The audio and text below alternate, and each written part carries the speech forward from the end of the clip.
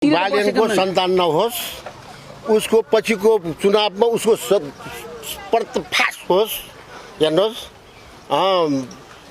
उसको कहिले भलो नहोस्, हेर्नुहोस् तरकारी बजार राख्न भन्ने चाहिँ किन भन्छ उसले जानेकै प्रधानमन्त्री भएर जानेको काम नै उसको के रहेछ भनेदेखि गरिबलाई हटाउने मात्रै रहेछ, गरिबलाई के अरे दमन गर्ने रहेछ, उसको नेम चाहिँ त्यो रहेछन्। तर धनीलाई चाहिँ पोसाउने अथवा भनौँ न गरिबलाई चाहिँ सुकुम्बासीलाई उठाउने काम उसको रहेछन्।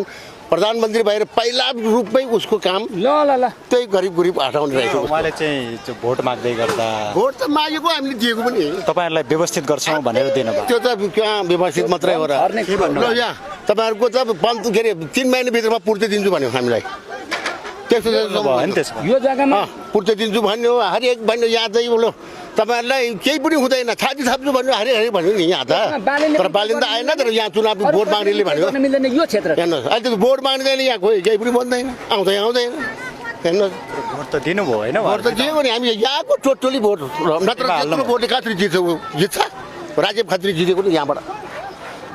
अनि त्यत्रोसम्म गरेर अहिले हेर्नुहोस् सर यहाँ बिचल्ती हेर्नुहोस् सर होइन अहिले एउटा आउने बित्तिकै पावर देखाएर जे पनि गर्ने यिनीहरूको अहिले बहुमत छ, ल ठिक छ, पछिको पालमा यिनीहरू पर्दाफास भएन भने भन्नुहोस्। मैले सराबिसक्यो पनि पर्दाफास हुन्छ यिनीहरूको घन्टी भनेको चाहिँ आउँदैन पछिको चुनावमा त।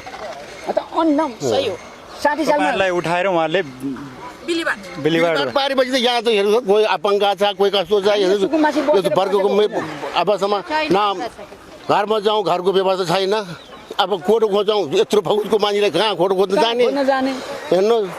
अब यस्तो अवस्था अब अहिले कहाँ जाउँ, अब चौर अब यो खेतको बारीतिर चौरतिर चाहिँ सामान राखेर बस्नु परेको छ। यहाँ मैले अब यस्तो भाडा तिरेर बसेको यो राम्रो हो त, स्वतन्त्र पार्टीले त राम्रो गर्छ भनेको त यही हो, राष्ट्रिय स्वतन्त्रले यही रहेछ उनीहरूको नीति। धनी मानीलाई गर्न सक्ने केही होइन, भ्रष्टाचारीलाई गर्न सक्ने केही होइन, हेर्नु लुटपाट गर्छु गुण्डगर्दीलाई के गर्न सक्ने होइन, सुकुम्बासी गरिबलाई हटाउने, गरिबलाई दमन गर्ने मात्रै त्यही हो। त्यति जाने रहेछ बालेन प्रधानमन्त्री भएको यही जाने रहेछ, ल अरू केही पनि जाने छैन, यही जाने रहेछ उसले। यो सुकुम्बासी उठाएर बर्बाद पार्नु चाहिँ जाने रहेछ ल उसले। अब हेर्दै जानुहोस्, अहिले त बहुमतमा हामी जित्यो भनेर भनेको त सधैँ जित्छ। हिजो पनि माओवादीहरूले कत्रो सिट ल्याएर चाहिँ जितेको थियो नि त।